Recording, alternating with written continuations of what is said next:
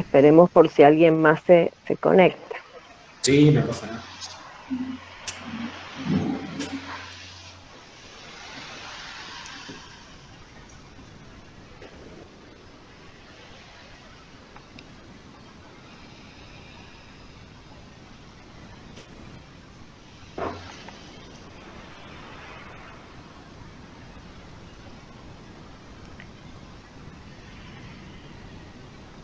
Bueno, en todo caso podemos ir haciendo los comentarios pertinentes. Vamos a dar continuidad entonces a los contenidos de la primera, de la segunda de las unidades del programa de historia, que Es verdad, tengo que corresponde seguir en clase. De hecho, yo estaba pagando a arquitectura 400 y y algo, no me urbanismo acuerdo si en América. Disney La era clase de hoy va a también estar a 400 cargo del arquitecto Juan José o de Aro, 300 era, no quien me acuerdo va bien. a presentarles las características de la arquitectura colonial en México. Y vamos a dar comienzo entonces a los contenidos teóricos de la arquitectura. La semana pasada dimos los contenidos del urbanismo español.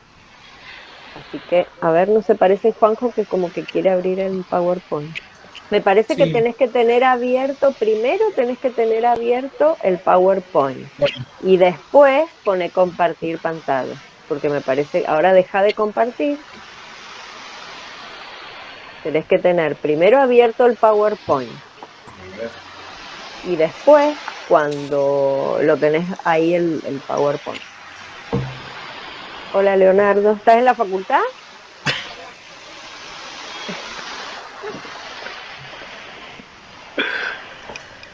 A ver los otros chicos, no los veo. ¿Estás en la facultad, Leonardo? Sí, sí. Sí. Bueno. Mm,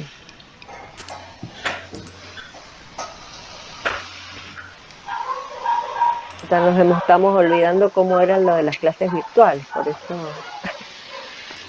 Y Claro. ahora, ¿viste otra cosa que le han hecho a este programa? Antes vos podías grabar, podíamos grabar, y ahora este año ya no se puede grabar. De Zoom me parece, ¿no? Sí, pero el Antes. de Zoom tampoco, si no es pago, no. Y este de Ah, Meet, que es el de la universidad, tampoco. Es como que le han quitado prestaciones, me da la impresión. puede ser. No sé. Sí. ¿A ustedes les ha pasado, chicos, que hayan notado esto también? Que no se puede grabar más. No, profe, pues. No sé, porque nosotros no podíamos, creo que, Ah, grabar ya antes. claro, está bien. Ah, ahí está. Bien. Estoy compartiendo con una Ahí computadora perfecto, sí, está y perfecto. estoy hablando con la otra. Cualquier cosa Está me dice. bien, sí, yo también. Si querés poner, agrandarla, ponerlo pantalla completa. Está puesto, ¿no lo No, figura? no, con el, viste, tenés que ir ahí abajo al icono ese de ahí abajo. Ese. Ahí no lo ven. Sí, pero no se ve tan grande. Pero bueno, A ver. y si no, em, Ah, lo que pasa es que a mí sí lo veo en la página, en la computadora. bueno, fíjate. No, está bien, Leonardo, no te preocupes, si se siente como ruido ahí. Mientras ustedes escuchan bien, perfecto, perfecto. Em, a ver ahí, Juanjo. Ay, se salió. No, Bueno, no importa, Juanjo, estoy si se ve más chico, no importa. Ahí está, muy probando. bien. A ver. No, porque tenés que poner una pestaña. Tenés que tener Igual, abierto profe, si se pone pantalla completa y el profe se ahí está, mete al Power y pone ahí está, presentación, se ve más grande. Ahí ahí Ahí. está. está. Perfecto, perfecto. Yo voy a apagar acá para que no haga ruido tampoco. Bueno, ustedes me dicen si se corta o si vamos demasiado rápido o lo que sea, me van interrumpiendo. Así de paso no me siento tan solo. Dale, dale, yo lo Ya me había olvidado lo que iba a dejo hacer. abierto entonces, dejo abierto por las dudas. Bueno, chicos, lo que vamos a ver ahora es México, como les decía Graciela. Esta primera imagen que estamos viendo, que es de Orozco, se denomina la absorción del aborigen, del indio, porque ustedes piensen que lo que va a pasar en México, a diferencia de muchas de las otras ciudades colonizadas, tanto sea por los españoles como por los portugueses, es que iban a encontrar una civilización totalmente desarrollada, no solo en su cantidad de habitantes, sino que tenían un léxico propio, tanto en las artes como en sus creencias, en su desarrollo de urbanismo, de arquitectura. Entonces era como que iba a ser una ciudad, una situación distinta a otras colonizaciones, porque iban a estar totalmente desarrollados a la llegada de los españoles. Pero para ubicarnos un poco en cómo se dieron las cosas, vamos a ir pasando. Primero, en qué es lo que encontraron, cuál era la realidad física y territorial de este lugar que ellos estaban descubriendo, entre comillas, o colonizando. Y en realidad ustedes ubíquense en el momento donde ellos venían de una Europa con unas estructuras o unos desarrollos de urbanismo y de ciudades mucho más compactos, donde la realidad geográfica era muy distinta. Fíjense que ellos lo que iban a encontrar eran grandes espacios o planicies desocupadas, la realidad de cadenas montañosas y demás, toda una situación distinta a lo que se daba en Europa, incluso y sobre todo también lo que era el clima. Dicen que venían a un clima tropical que no era lo mismo que ellos estaban acostumbrados a habitar desde España. HBO como que no lo veía nadie, solamente para Mel. Y además de la situación geográfica que encontraron, era la realidad cultural. Como vemos, en el Golfo de México, para este entonces, ya estaban instaladas y desarrolladas las ciudades de los aztecas y de los mayas, ¿sí? Ahí tienen ambos planos donde están marcadas. Y un poco de lo que se ve en la imagen de la derecha es la situación cultural que se encontraba en ese momento. Fíjense que nosotros en esa imagen podemos ver lo que son las pirámides, como mastabas, con los templos en la parte superior. Se ve como una situación cultural o una especie de festividad en el centro, si se fijan. Y además, respecto a los personajes, digamos, a la población, fíjense que tenían todo un desarrollo del léxico de su vestimenta, de sus ropajes, de máscaras y demás. Había todo un desarrollo que ellos ya tenían incorporado. Entonces era como que iban a entrar a tratar de romper o tener que romper una cultura mucho más establecida de lo demás. Entonces también en cuanto a qué encontraron, vemos, va a aparecer lo que es la idiosincrasia del aborigen. Primero, como decíamos, ya había una estructura social y política ya establecida, ¿sí? Organizada. Había una gran arraigada religiosidad, ¿sí? Básicamente en los mayas todo estaba justificado, todo pasaba a través de los religiosos, entonces había como un desarrollo de la parte religiosa muy importante, algo de ingenuidad por parte del aborigen, que eso puede llegar a asemejarse a lo que eran las otras poblaciones que fueron conquistadas, pero también lo que tenían los mexicanos no, en realidad, lo que tenían los mayas en este entonces era una gran capacidad de aprendizaje y mucha voluntad de trabajo, lo cual facilitó de alguna manera la tarea de colonizar esta zona. Si ustedes se fijan en la imagen de la izquierda, pueden observar cómo venían, la llegada de los colonizadores y en realidad la recepción de los aborígenes a través de coronas de flores. Ustedes, para entender estos procesos, tienen que entender la situación en la que vivían, ¿sí?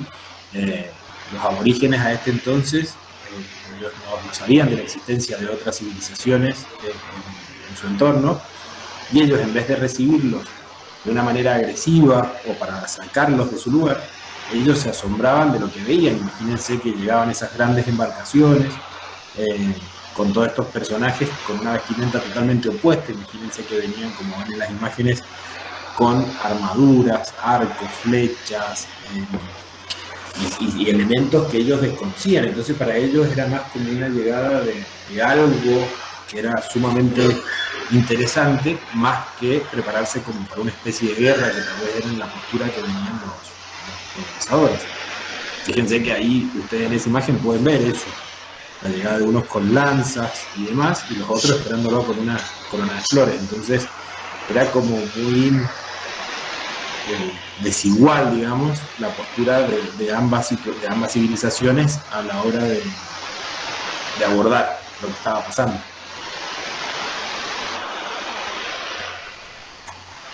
Pero además de lo que va a pasar con la civilización, que ya lo vamos a ir viendo, también van a aparecer ciertas influencias o aportes que los españoles traían desde Europa y que iban de alguna manera a imponer o establecer dentro del territorio de los mayas.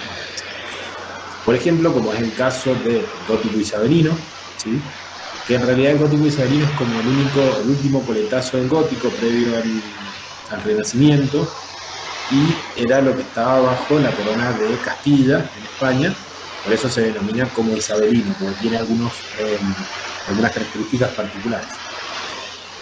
También va a tener la influencia del Renacimiento, tanto por las tratadistas como Serlio, Viñola y Sagredo.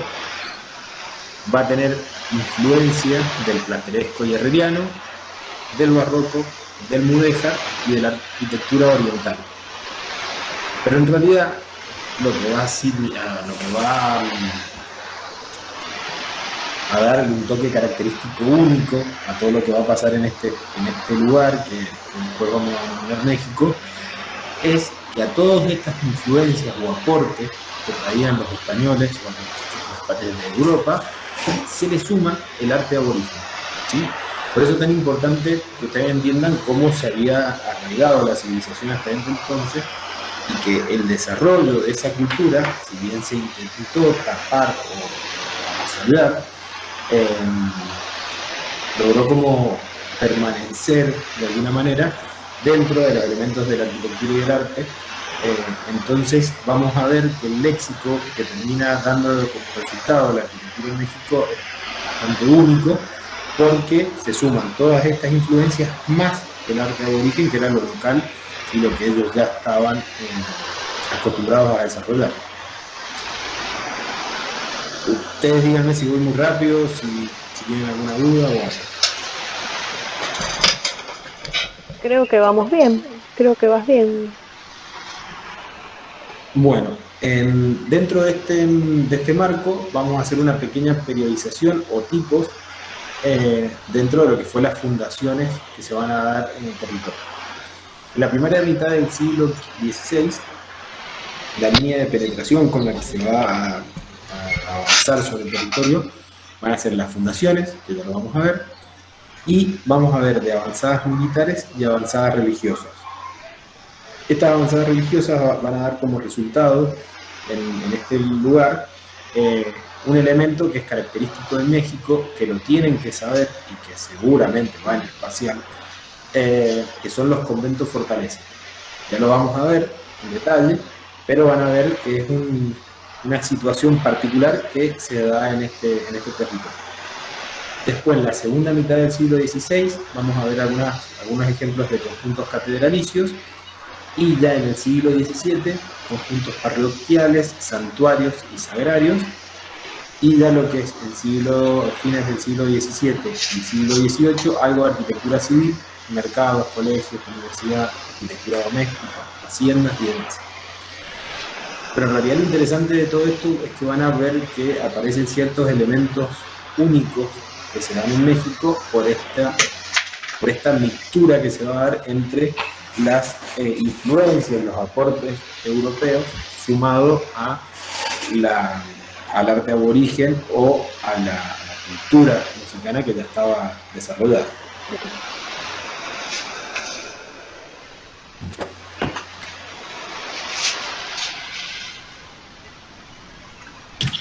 Perdón, antes de avanzar, eso que nosotros les estamos mencionando como mixtura o la mezcla de lo que es la arquitectura, las influencias europeas más el arte aborigen, se va a denominar bajo el concepto de sincretismo religioso, ¿sí? Eso también lo tienen que tener muy claro, porque también son preguntas de parcial. ¿Qué es el sincretismo religioso? Justamente es esto, la mezcla, ¿sí? Es la mezcla entre la cultura aborigen y la cultura europea, digamos, de alguna manera. Esa mezcla va a dar ese fenómeno que vamos a ver que atraviesa a todas las situaciones de la población de México, incluso en la actualidad, ¿sí?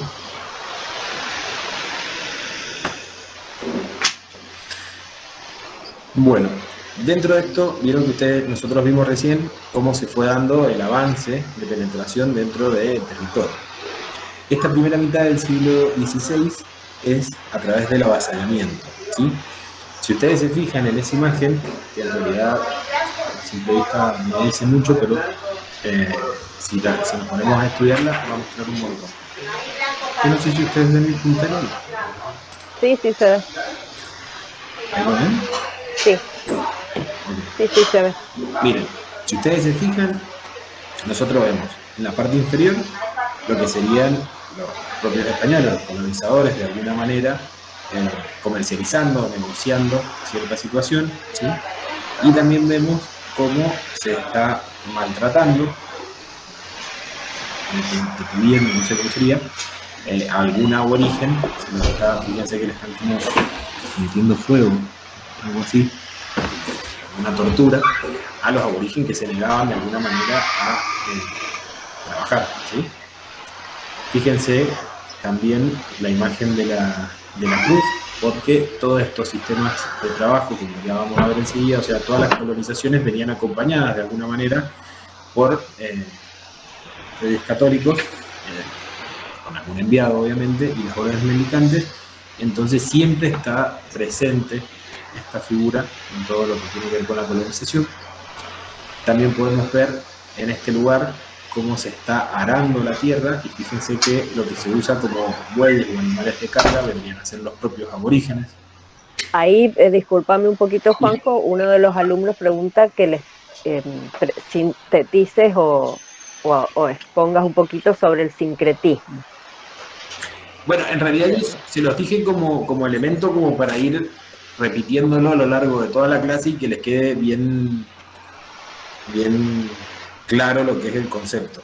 En realidad ya lo vamos a ir viendo cuando entremos bien en arquitectura, pero el sincretismo religioso básicamente es esto, es la mixtura entre lo que son los elementos o las influencias que tenían los europeos, como vimos recién, el gótico isabelino, mudéjar, herreriano y demás, con lo que tiene que ver con el arte aborigen o el desarrollo del léxico aborigen que ya estaba desarrollado en ese territorio, que lo que vamos a ir viendo es que nunca se pudo como totalmente desaparecer, sino que siempre terminaba floreciendo. Entonces se termina dando un resultado que es un lenguaje único que parte de la unión de estas dos culturas. Igual ya lo vamos repitiendo a medida que pase la clase, así lo van viendo. Bueno, seguimos con esta imagen. Fíjense que también tenemos algunos aborígenes haciendo trabajos de mina. Vemos a los españoles en la situación en los cuales se los hacía trabajar. Fíjense que los hacen trabajar a través de un látigo. También vemos algunos aborígenes colgados de los árboles, que probablemente eran quienes se negaban a realizar los trabajos que ellos imponían.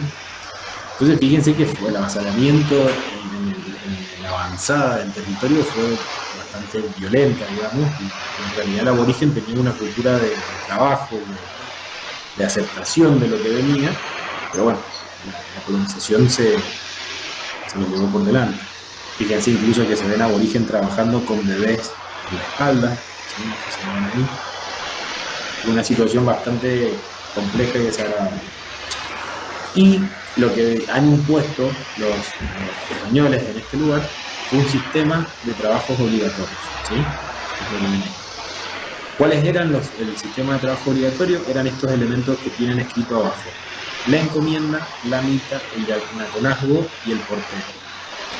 En realidad, estos tenían que ver, la encomienda, se me pueden confundir igual, pero si no me equivoco, la encomienda se le daba a un encomendero, a una persona española, un espacio de tierra y ellos eran los encargados de ese espacio. Entonces lo que hacían era con una cierta cantidad de aborígenes trabajar esa tierra a través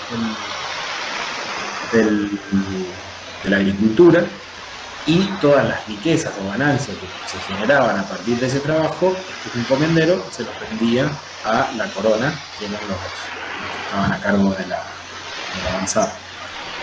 La mita era el trabajo en la mina. El yanaconazgo, no me acuerdo qué era. ¿Vos te acordás? No sé cuál. Espera que lo busco, ya te lo... Me había olvidado algunas cosas. Sí, espera.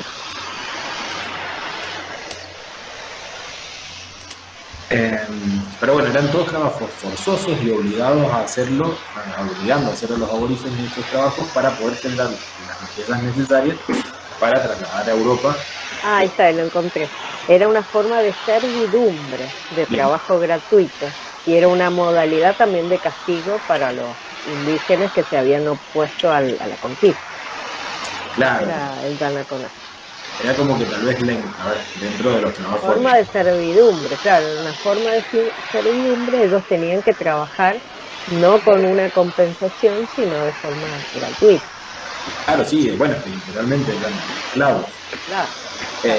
Pero lo que sí era como que habían trabajos más fuertes y otros más débiles. Entonces, por ejemplo, dentro de la encomienda, si bien era un trabajo... probablemente no les pagaban porque también claro. pero en la encomienda no era tan pesado como también porque también los evangelizaban en la encomienda. Claro, porque no era como la mina, que también los mandaban a un lugar para trabajar y en muchos casos podían morir. Entonces este era un sistema de trabajo obligatorio que se les imponía, y en realidad los que eran más rebeldes se los obligaba a hacer trabajos más forzosos, como tal vez es el caso de agarrar la tierra, a diferencia de otros que podían ser un poco más livianos, aunque no dejaban de ser obligatorios bajo un régimen. Pero bueno, eso era en cuanto a cómo era este sistema de trabajos obligatorios. Pero además de eso, cómo se apropiaron del territorio, en realidad lo que hicieron fue la fundación de ciudades a través de cédula real, que lo deben haber visto, ¿no, Graciela? ¿Todavía no ven? Las ciudades sí, las vimos la semana pasada. Bueno, fíjense que es el mismo concepto que incluso se va a dar después en América y en Argentina, que es cómo se apropiaban de un lugar para hacerlo ciudad.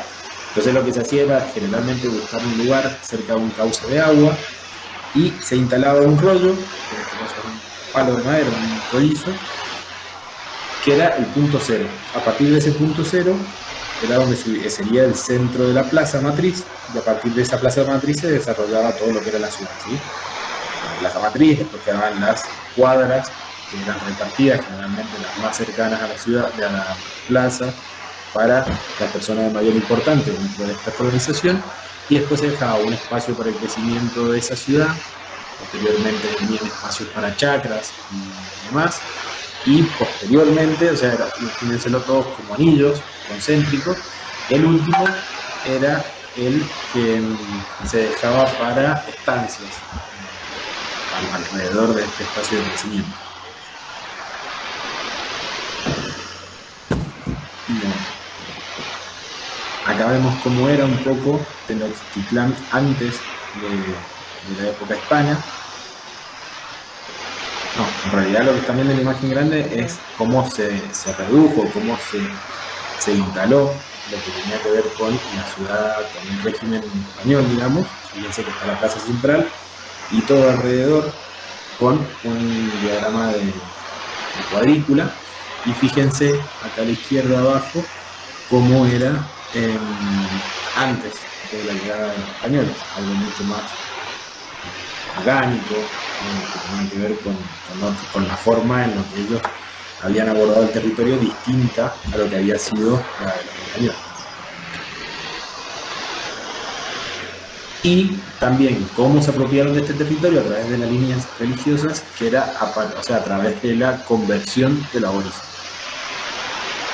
Que acá podemos ver algo de sincretismo religioso. Fíjense, nosotros vemos ¿Qué es lo que está pasando acá? ¿Hay alguien despierto o ya se durmió todo? Sí, no, están ahí. Están ahí. Lo que estaría pasando acá sería lo que nosotros conocemos como un bautismo, ¿sí? Que es como el sacramento que da inicio a la vida bajo el concepto de Iglesia Católica. Fíjense que si bien figura el espacio, ¿Cuál? ¿El bautisterio? Ajá, donde y está el sacerdote, ¿sí? Que es quien los bautiza. Fíjense que no es un bautismo como nosotros lo estamos acostumbrados a ver. Primero porque se ven en un exterior, no dentro de un templo, probablemente porque todavía estaba en proceso. Pero fíjense que si bien los españoles estaban con sus vestiduras y demás, fíjense que lo que llama la atención es la aparición de todos estos tipos de elementos, que no sé si lo ven con el cursor, sí, que son como elementos son como elementos festivos, pero que están armados a partir de elementos de la naturaleza, como parecieran ser plumajes y demás. Entonces como que sigue la mezcla, acá es donde aparece el sincretismo. Fíjense, si bien estamos en un evento, en una situación totalmente hispánica, con el hecho del bautismo de estos aborígenes, fíjense cómo aparece de alguna manera los mismos elementos que ellos usaban para sus festividades o sus reuniones, aparecen mezclándose con la liturgia de lo que tenía que ver dentro de la Iglesia Católica. Esa es la fusión que se va a dar en México, que denominamos el sincretismo religioso. Es la mezcla de estas dos culturas a partir de este tipo de elementos que no aparecerían en una misa convencional. ¿Entienden? Se durmieron. Pero bueno, tiene el tiempo. Y lo que están viendo a la derecha es cómo se enviaban, para que ustedes tengan una idea de cómo era la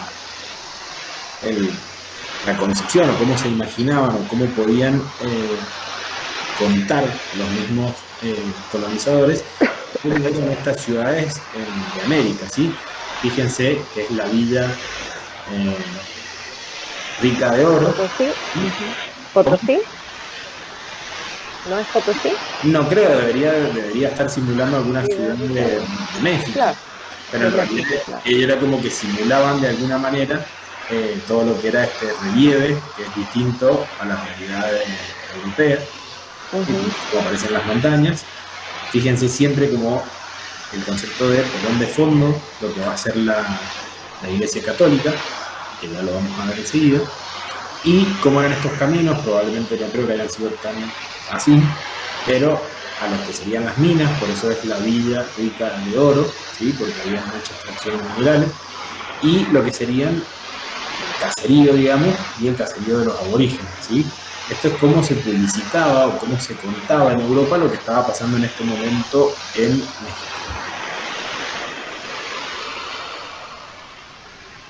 Y dentro de esta avanzada religiosa, posteriormente al bautismo de los aborígenes, se va a dar un elemento arquitectónico que es típico y único de este lugar, que es el convento fortaleza.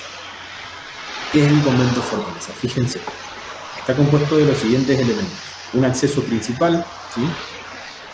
Que daba acceso a un patio central, a un gran atrio abierto, que tenía en el centro el espacio sacralizado, ¿sí?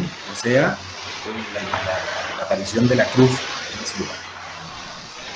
Después íbamos a tener 4 capillas posas, que son en los 4 vértices de ese gran atrio abierto, y todo un camino de ronda que se va a llamar este camino, que termina uniendo estas 4 capillas posas. ¿Por qué? ¿Por qué se llaman así? Eran capillas muy chiquitas, que ya las vamos a ir viendo, donde se instalaban imágenes católicas obviamente, y donde se les hacía ofrendas. ¿Por qué? Porque piensen que para la realidad del aborigen, o sea, su pensamiento, su estilo de vida, no iban a entrar a un templo a realizar una misa como nosotros estamos acostumbrados a ver. Entonces lo que terminaban haciendo era que la misa básicamente se daba en este espacio abierto, o este atrio, y este camino de ronda era como una peregrinación, ¿sí? Y se iba instalando la ofrenda en las capillas posas.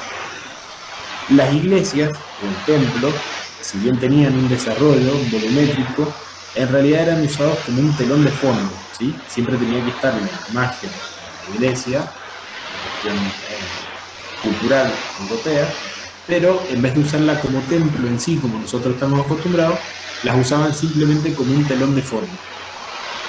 Y en realidad, en la capilla abierta, que es esta que vemos acá a la derecha del templo, es donde se paraba el sacerdote y daba la misa, porque el aborigen posiblemente era más claustrofóbico o no tenía la confianza como para entrar de lleno a un templo. Entonces toda la situación de la misa se realizaba en el exterior. Y acá vamos a ir viendo cada uno de estos elementos que yo les mencioné recién del convento Fortaleza ejemplificados. Por ejemplo, este es el convento Fortaleza de Loreto, Puebla, que este sería el acceso, ¿sí? Recuerdan que lo vimos recién, es el acceso por el que se entra a ese gran patio. Estas serían las capillas posas, ¿sí? Que era donde yo les decía que simplemente se instalaba una imagen religiosa y donde la población en general, porque ya era la mezcla entre los aborígenes y los españoles, realizaban esa peregrinación y iban instalando ofrendas. Este sería lo que es el camino de ronda, este camino virtual dentro de ese gran patio que separaba, digamos, el exterior del interior. Fíjense cómo es el formato, por eso son conventos fortaleza, parecen ser una fortaleza, un castillo medieval, y daba a ese camino, contenía ese camino de ronda que iba uniendo las distintas capillas posas. Este es el espacio sacralizado, fíjense, lo estoy marcando, en realidad es la aparición en el centro de ese gran atrio, la aparición de la cruz, y lo que vemos al fondo sería lo que es el templo, que lo ven que es como un telón de fondo, y lo que ven a la derecha sería el espacio donde se instalaba el sacerdote para dar la misa, sería la capilla abierta, ¿sí? Y en realidad, fíjense que el templo en sí, como características que se va a ir repitiendo, por lo menos en esta primera etapa que vimos del siglo XVI, que tienen un desarrollo planimétrico, no tienen gran decoración, excepto lo que hace alrededor de la puerta, como para enmarcar este acceso y jerarquizarlo. Vemos una ventana de coro y vemos un elemento que no lo han visto hasta ahora, que es una espadaña, que es este elemento que ustedes ven arriba. ¿Qué es una espadaña? Es lo mismo que una torre campanario, ¿sí? Pero la torre campanario, para que les quede claro, es un elemento volumétrico que en su interior contiene una campana. Y la espadaña en realidad es un plano horadado que contiene las campanas, ¿sí? La función es la misma, pero es otro elemento diferente. ¿Se entiende?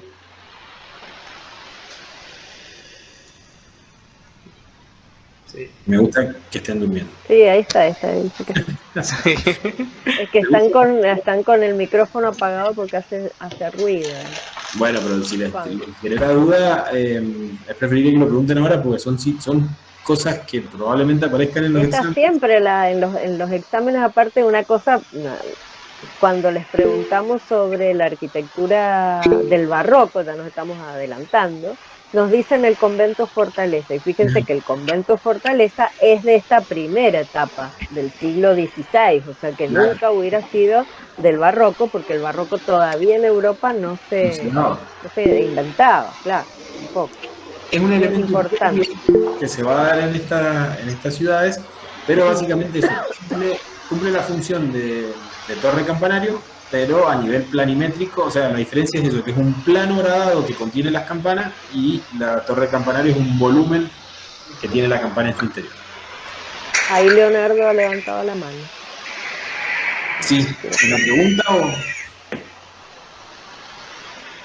o va a escribir algo?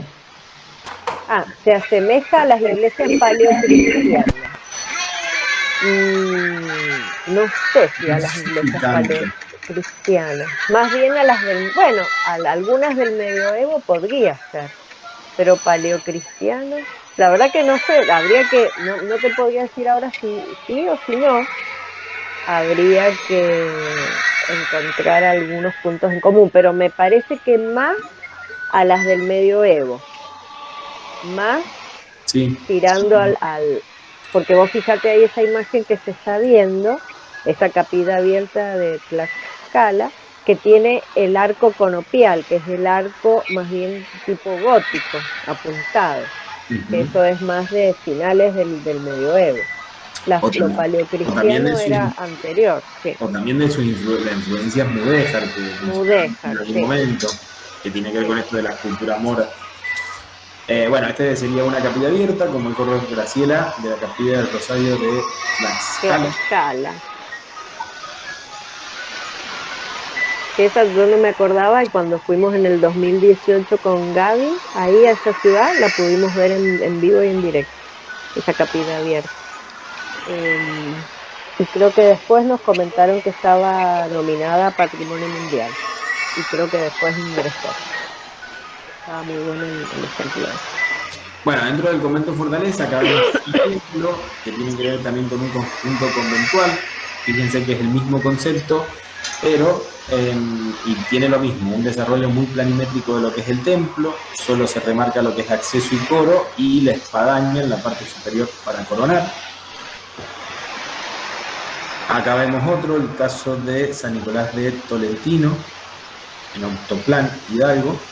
Fíjense que en realidad ya empezamos a ver un desarrollo bastante más mayor y vemos que en este caso sí tenemos la torre campanario en uno de los laterales del templo.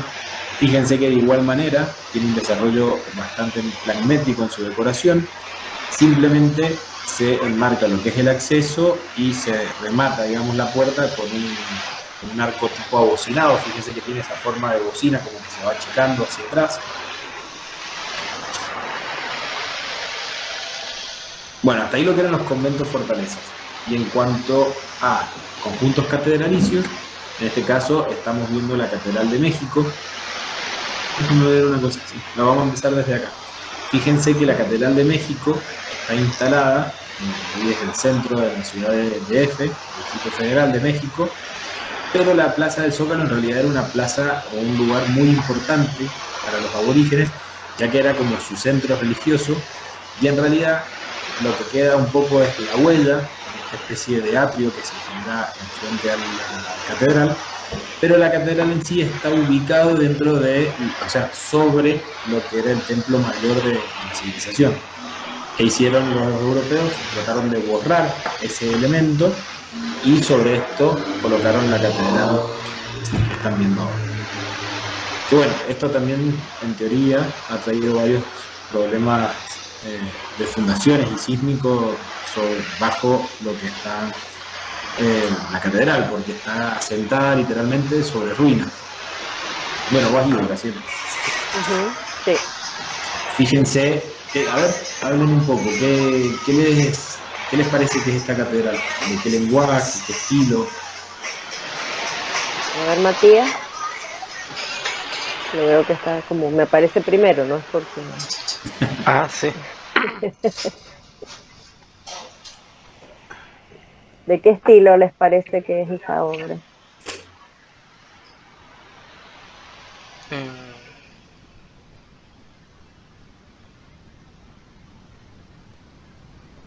De lo que ya hemos visto en relación al primer cuatrimestre. ¿Hay algo de lo que vimos en el primer cuatrimestre que ustedes vean esa expresión y les parezca que les recuerda algún ejemplo europeo?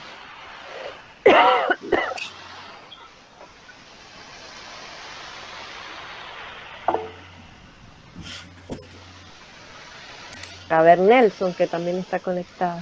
parece Leonardo. manierista. Manierista. Ujú. Y bueno, manierista puede ser la planta, Sí, la planta la que más veo. la planta. Ujú. Y la fachada, Ahí Leonardo Zúñiga dice barroco porque la ve muy cargada. barroco. Muy bien, muy Muy barroca. bien, muy barroca, muy barroca. En realidad, Recuerden que estas obras tenían un lapso, un periodo muy grande desde lo que era el proyecto original hasta que se materializaba completamente. Entonces, en un mismo edificio se pueden encontrar distintos lenguajes, distintos estilos. Pero en realidad también aparece un poco la mezcla. Fíjense primero que, perdón, es muy similar la planta a la Catedral de Sevilla, que está puesta acá abajo a la par. Fíjense también que aparecen volutas sobre las columnas, no se las estoy señalando, o sea que tiene cierta reminiscencia manierista, pero también fíjense el movimiento de la fachada, ¿sí? Hacia atrás, hacia adelante, tiene movimiento que nos hace acordar bastante al barroco, incluso en la decoración. Porque están ahí aún. Pero bueno, esta es la catedral, para que ustedes se den idea, y dónde está ubicada, que en realidad es sumamente importante para la cultura aborigen que habitó este lugar antes de la llegada de los españoles. Y dentro de los conjuntos catedralicios también vamos a ir viendo, ya estamos ya más a fines del siglo XVI, principio del XVII, fíjense que el desarrollo es bastante más importante. Pero acá es donde aparece esto del sincretismo religioso. Fíjense que si bien podemos reconocer elementos de la arquitectura europea, vemos, por ejemplo, en el caso de la Catedral de San Luis de Potosí, vemos esa aparición del color, y eso es como bastante autóctono o típico que se va a dar en México porque es esta mezcla, ¿sí? Nunca tal vez esta iglesia la podríamos trasladar a Europa, pero sin el color, ¿sí? Entonces ese es el sincretismo, es como que por más que se intentó, aparece y aflora lo arraigado de la religiosidad que tenían los aborígenes sobre las obras que hacían los europeos. Fíjense que en realidad hay como una separación de lo que son las torres campanarios, ¿sí? Con un tratamiento bastante más simple, en ambos casos igual. Fíjense la aparición de las ventanas o óculos mixtilíneos, pero las naves centrales y las torres campanario con un desarrollo y un trabajo muy minucioso de la ornamentación, ¿sí? Fíjense que empezamos a ver columnas tipo salomónicas, bordes. Fíjense el color, las volutas, miren las volutas de acá arriba, que son entre amarillas, van a saber bien los colores, porque se ven todo. Mucho rojo, mucho trabajo muy chiquito de talla en las piedras, por eso hablábamos del arte aborigen, porque era algo que ellos estaban acostumbrados a hacer y que lo incorporaban dentro de la arquitectura hispánica. Fíjense, bueno, no se ve bien, pero fíjense en el trabajo en esta iglesia, en la Catedral de Zacatecas, cómo es el trabajo con todas esas columnas tipo salomónicas, todo tallado en piedra y como tal vez con poco color en el caso de Zacatecas, pero resaltando mucho esto. Y además, bueno, no, ya lo vamos a ver enseguida, además todas esas tallas generalmente iban a tener elementos de la naturaleza, como elementos de flora y fauna, que generalmente no tenían que ver con la decoración tanto española, sino con elementos de fauna y flora típicos mexicanos, que eran los que estaban acostumbrados a representar los aborígenes. Fíjense en este caso, el conjunto parroquial, la capilla real del convento de los franciscanos en Cholula. Fíjense que en realidad, si bien la arquitectura podemos destacar gran cantidad de elementos que tienen que ver con la arquitectura europea, ¿sí? Arcos de medio punto, fíjense arriba tienen como pináculos, las cúpulas y demás. Fíjense que en realidad lo que le da lo distintivo es la aparición del color, y es algo que no podríamos ver en Europa con estas características, sí con esos elementos, pero que son propios de la arquitectura mexicana. Fíjense los interiores, en el caso de Puebla, como en el caso del retablo de la Virgen de Guadalupe, o el acceso, el pórtico de acceso de San Francisco de Acatepec. Fíjense el trabajo hasta obsesivo, por eso hablábamos de ultrabarroco en algún momento, de las tallas y los trabajos en los retablos, ¿sí?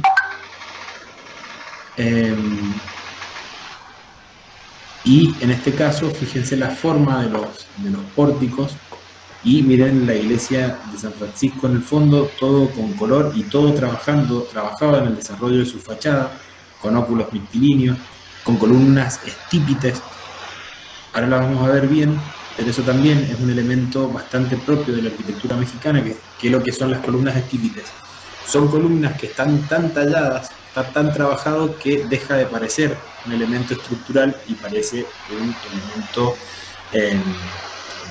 de decoración, pero no dejan de ser columnas estípites, columnas. Por eso se las denomina así, que podrían ser, por ejemplo, estas columnas que sostienen esos espacios donde se posan las imágenes, que están por demás talladas, con un trabajo muy obsesivo, ¿sí? Fíjense el caso de Santa María en Tenochtitlan, perdón, pero los nombres son muy complejos. Si bien lo mismo que decíamos recién, los elementos podrían ser considerados como elementos de la cultura hispánica, fíjense el desarrollo de la talla, todo esto están tallados con este tipo de elementos, ¿sí? Ángeles o elementos de flora y de fauna, fíjense en todo el desarrollo. Este es algún detalle del retablo. Y también lo que es bastante llamativo es que si nosotros vemos cómo se identifica, cómo se personifica de alguna manera a un ángel en la cultura hispánica, siempre es el típico angelito blanquito y rubio, y en este caso vemos que en sus esculturas los mexicanos los hacían morochos, en algunos casos de piel más oscura. Entonces quiere decir, ese es el detalle o el elemento que termina incorporando el artista mexicano a las obras de arquitectura, que genera esa mezcla que se denomina sincretismo religioso. Fíjense el caso del santuario de Ocotlán, en Tlaxcala, en esa edificio. Fíjense, en realidad, si ustedes ven, lo que vemos acá es, no me acuerdo el nombre de la piedra, Chiluca y Tezontle. Tezontle y Chiluca.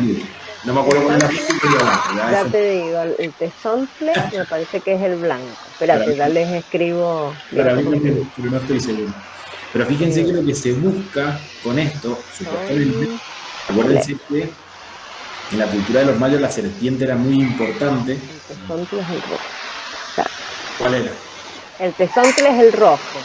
Y la Chiluca es Chiluca. la blanca. Ajá.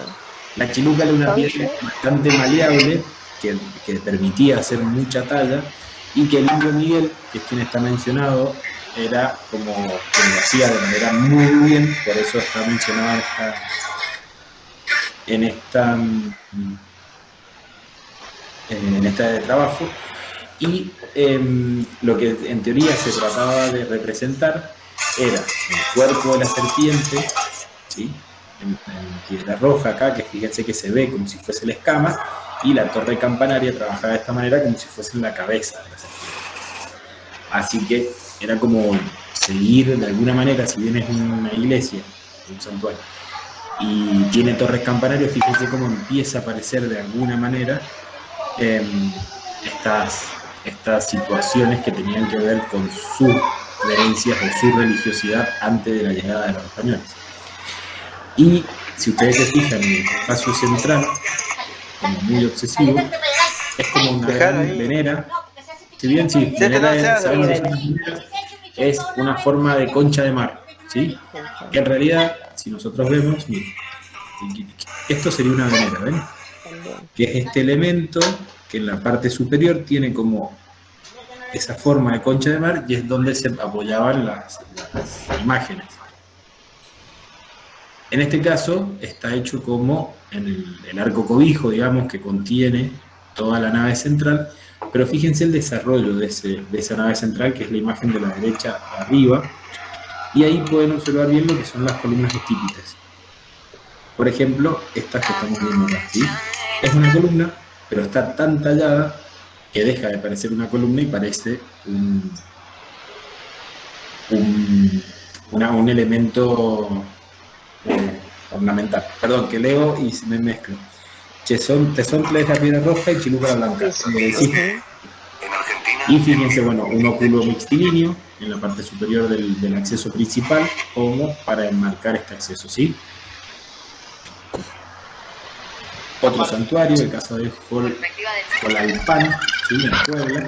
Fíjense también una torre campanaria bastante sencilla, que no nos asombraría verla en algún poblado europeo, pero fíjense la nave central. Totalmente trabajada, más sencilla obviamente, pero la aparición del color siempre, fíjense que en las tallas vemos elementos de la naturaleza, un sol, la luna, los ángeles morochos, todos elementos de la flora y de la fauna en todas sus tallas. Entonces esto es lo que nos da esa riqueza o esa característica invariable que hay en toda la arquitectura mexicana, que se distingue de lo que es la arquitectura en Europa. Otro santuario, en el caso de Taxco, Santa Prisca y Sebastián. En realidad tampoco hace falta que ustedes se acuerden de todas estas obras.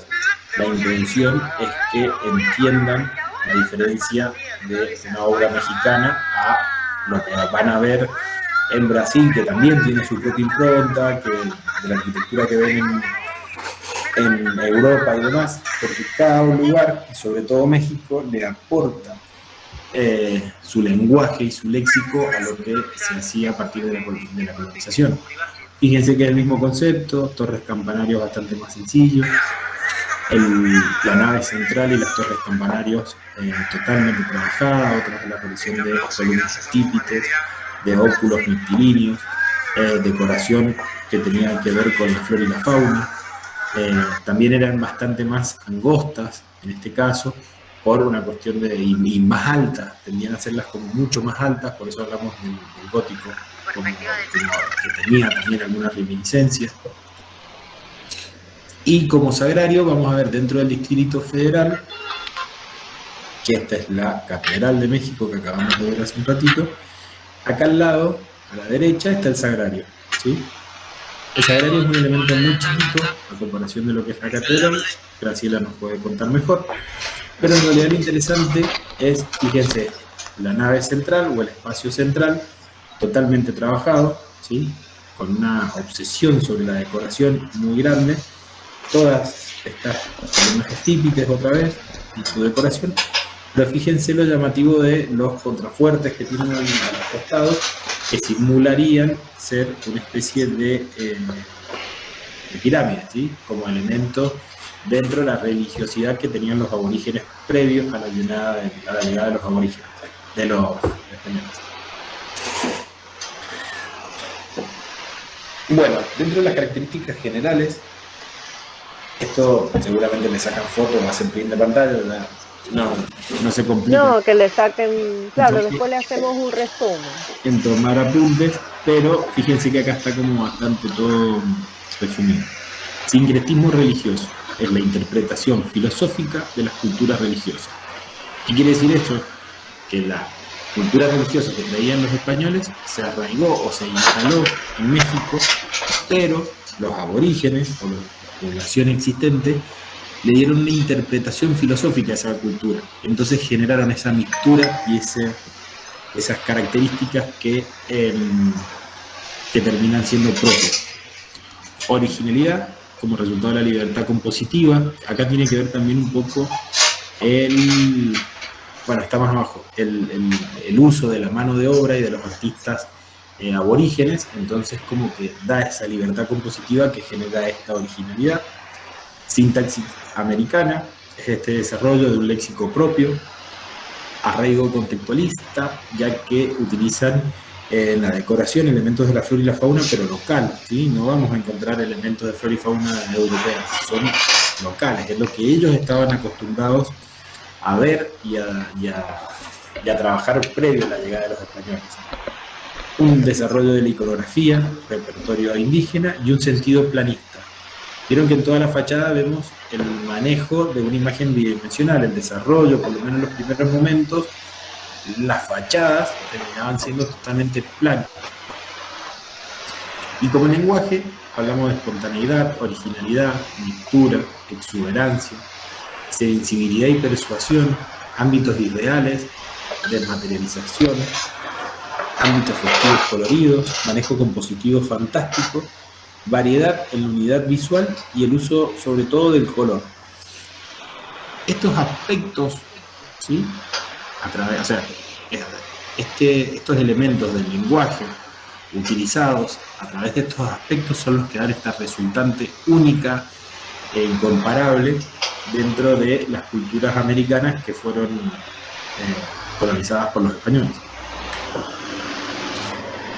Y como elementos constitutivos de la arquitectura mexicana, vamos a ver elementos formales, como el caso de los retablos y las fachadas parlantes. Si ustedes se acuerdan, eso es que tanto el retablo, o sea, la parte posterior del altar, como las fachadas, tenían un gran desarrollo.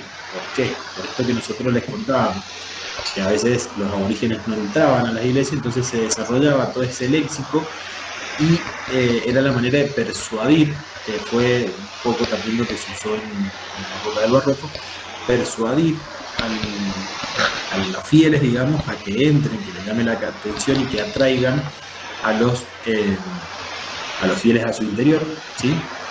Bueno, columnas estípites, que los vimos, las columnas estípites eran estas que estaban tan talladas que se desmaterializaba como un elemento estructural y pasaba a ser un elemento de decoración. Las hornacinas, no me acuerdo qué eran las hornacinas. La hornacina es ese elemento como ahuecado, donde se pone una imagen. En este caso, en las capillas, muchas veces estaban en las iglesias, ese como hueco, y ahí se va a poner una imagen, un hueco. Y la venera es esta forma de concha de mar que vimos incluso como cierre de algunas hornacinas, que es donde se colocaban las imágenes. Bueno, óculos multilíneos, que hemos visto en todos los ejemplos, portales, casi todo tenía portales y cierres perimetrales, que era también una manera de atraer el acceso a estos atrios o patios donde se desarrollaba la liturgia, y elementos como la espadaña o campanario. Acuérdense que tenían la misma función, solamente que la espadaña es un elemento planimétrico, horadado, que contenía las campanas, y el campanario es el volumen que contiene la campana en su interior.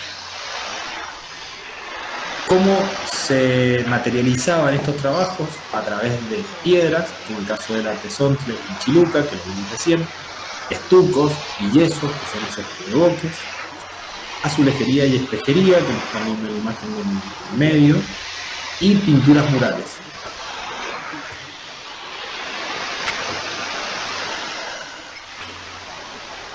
Condicionantes tecnológicas.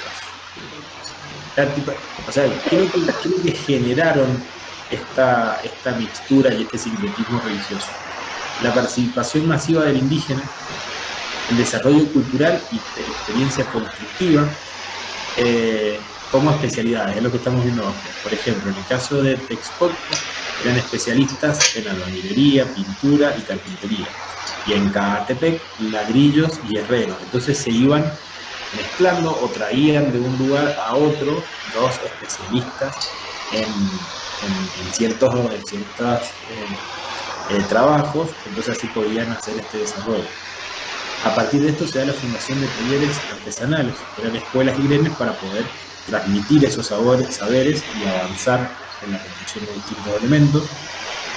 Habilidad manual del indígena, por ejemplo, ya poseían antes de la llegada de los españoles la técnica del arco de crucería, tallas de portales platerescos, como es el caso con la piedra de tesontle y chiluca, manejo de carpintería mudéjar, alfajías, entablonados, retablos, sillares, y manejo de las técnicas de alfarería, obviamente con sus improntas. Y lo que incorporó como aporte los españoles eran las herramientas metálicas que facilitaban esos trabajos y el uso de las ruedas. Entonces, más allá de la parte avasallante del principio, que fue mucho más violenta, después es como que se pudo generar una relación de trabajo y que esto se logró por una gran eficiencia en la transmisión y la capacidad de aprendizaje por parte de los aborígenes, y sobre todo de la incorporación de estas herramientas que facilitaban el y trabajo. Entonces como que se generó esta simbiosis de las personas que generaron esta situación en la arquitectura. Acá vemos algunos ejemplos muy rápidamente de arquitectura civil, pero donde, por ejemplo, el caso de San Ildefonso o la Vizcaína, pero los vemos con características mucho más españolas. Fíjense que esto, o sea, más europeas, más españolas. Fíjense que ya estamos hablando del siglo XVIII. Y como palacios urbanos podemos ver dos ejemplos, como el caso de la Casa de los Azulejos y la Casa de los Alfeñiques.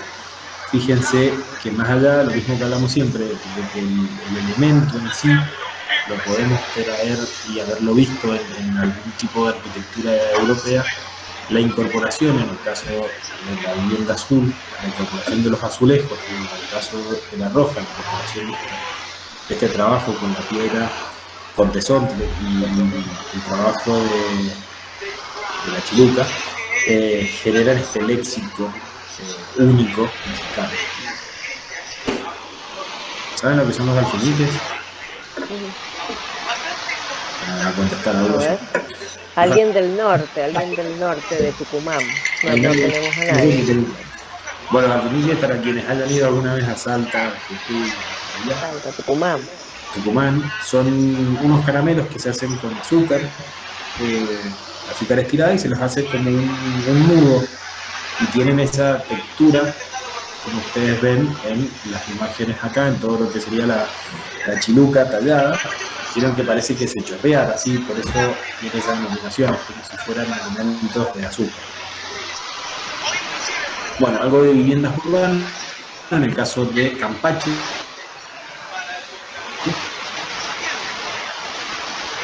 Fíjense, arquitectónicos, pero sin incorporación del color, son los que generan esta impronta tan distintiva de las ciudades mexicanas. Verde, rojo, amarillo, azul, o sea, son como muy coloridas y más creativas. Viviendas suburbanas, como el caso... esta no tiene. ¿Qué? Típicas haciendas de novelas, ¿no? Sí, de las novelas mexicanas. Fíjense que los elementos son propios de la arquitectura que ustedes ya vienen estudiando y que se ha desarrollado en Europa, pero la incorporación del color, sobre todo, son los que le dan ese... Bueno, y además del marco en cuanto a la vegetación y las flores y todo, que le dan esa impronta más local.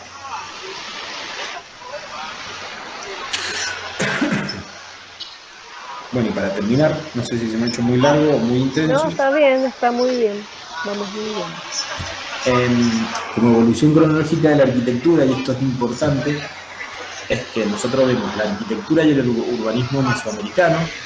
Después vemos la arquitectura y el urbanismo hispanoamericano del siglo XV e inicios del siglo XIX, revolución e independencia a mediados del siglo XIX, 1822, que es cuando se alza como república. Fíjense que es muy cerquita de la revolución argentina, con un lenguaje neoclasicista e historicista, y en el siglo XX y en el siglo XXI la herencia precolombina más la herencia europea son las que generan esta identidad cultural. ¿Qué quiere decir esto? Que como nosotros le venimos diciendo ya desde el siglo XV, que por más que los europeos trataron de avasallar y lo lograron, básicamente, con la población, la cultura que ya estaba tan arraigada y estaba desarrollada en las ciudades que ahora son de México, no pudieron ser pisoteadas o escondidas o eliminadas, sino que esa cultura precolombina terminó resurgiendo y mezclándose con la europea, incluso en el siglo XX y siglo XXI, y podemos nombrar como ejemplo el caso de Legorreta, Barragán, Candela o Pani y Morales, que son arquitectos contemporáneos y que han desarrollado una arquitectura moderna, pero que sigue teniendo ese dote o ese elemento que los hace tan característico a la arquitectura mexicana. Fíjense, el caso de la biblioteca de la Universidad de México. Podríamos, si ustedes la pintaran de blanco, podríamos decir que podría estar en cualquier lugar del mundo. Pero fíjense, si bien no son tallas, sino son más bien un trabajo muralista, fíjense cómo mantiene, preserva los mismos elementos que usaban en la ornamentación que nosotros veíamos recién tanto en las iglesias como en los santuarios y los sagrarios. El sol, la luna, elementos de víbora, elementos de la naturaleza, flora, fauna local, siguen manejando el mismo léxico que le da esa característica única a la arquitectura mexicana. El caso de Mario Piani, fíjense, un edificio totalmente moderno, que podría estar en cualquier lugar, pero con la incorporación del color y la incorporación de estos trabajos de murales que los hacen tan típicos, tan típicos, tan mexicanos. Luis Barragán, la incorporación de la naturaleza, siempre los espejos de agua, el reflejo de la naturaleza dentro de estos espejos, o el conjunto edilicio, que fíjense que en realidad no son tan, o sea, no marcan nada tan distintivo, pero la aparición del color, siempre como elemento, como situación que se da en toda la arquitectura. El caso de Legorreta, fíjense, si eso le cambiáramos simplemente los colores, o el uso del agua, o el uso de los elementos de la naturaleza, la flora y demás, tal vez no serían tan mexicanos, pero al tener estas características rápidamente uno identifica la arquitectura mexicana. Y eso es importante, porque es como que nosotros, cuando lo hemos estudiado la arquitectura en México, vemos eso, que si bien se los trató de ocultar o de extinguir de alguna manera, hasta la actualidad conservan sus principios o cierta impronta que hacen que la arquitectura mexicana sea tan única y tan característica de la zona.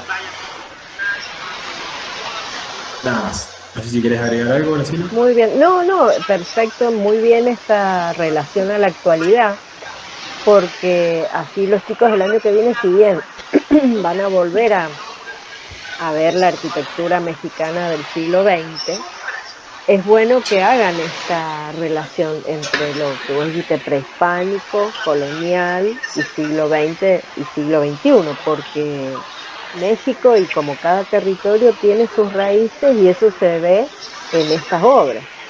En Barragán, Legorreta, han sido grandes maestros del siglo XX, pero se han nutrido de las enseñanzas del prehispánico y del colonial, del barroco, de todo de lo mexicano, del barroco mexicano, del barroco colonial.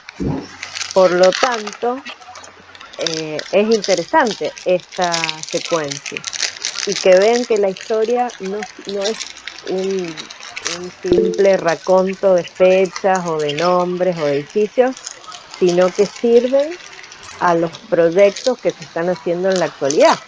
Ustedes, chicos, habían escuchado, me imagino, de Barragán, de Legorreta, o son nombres que todavía no han estado en su panorama y que lo van a ver el año que viene. A ver, nos gustaría un poco conocer esto. A lo mejor en primero han visto algo.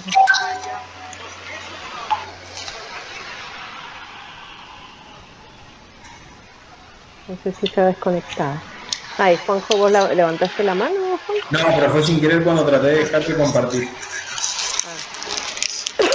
No sé si los chicos que están en la facultad o pueden escribir ahí en el chat si tienen alguna duda, alguna consulta sobre el tema que estaba recién. A ver, Leonardo, que estaba recién, que preguntaba. Que no sé si están con buena conexión ahí en la facultad. ¿O se quedaron todos dormidos? No creo, sí. No creo que estén dormidos. Bueno, vos seguís con el práctico. No hay dudas, dice. Sí, yo ahora sigo. Gracias, Juanjo. Yo la semana que viene entonces sigo con Brasil. Bueno. Son dos regiones totalmente diferentes, pero hay puntos en común. El color, el trabajo de los pueblos originarios, claro, que tantas también, otras cosas en común. Que también han generado un estilo propio en Brasil, de que no lo van a ver en Europa, y entonces cada uno de los países, de las ciudades que vamos viendo, son totalmente distintas entre sí, que es lo que está bueno. Sí. Aunque se tienen que aprender las distintas características. Claro, bueno, o sea, otra pregunta de parcial o del final es esa, ¿qué diferencias y qué